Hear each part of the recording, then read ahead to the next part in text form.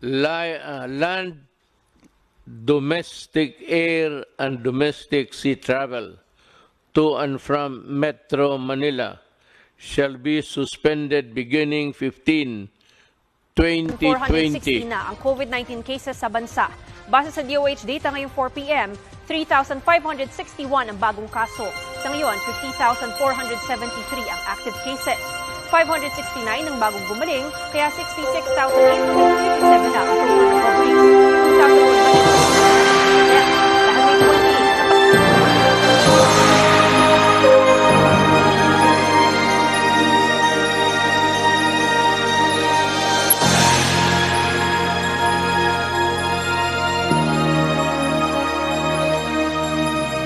'Di ba't kay ganda sa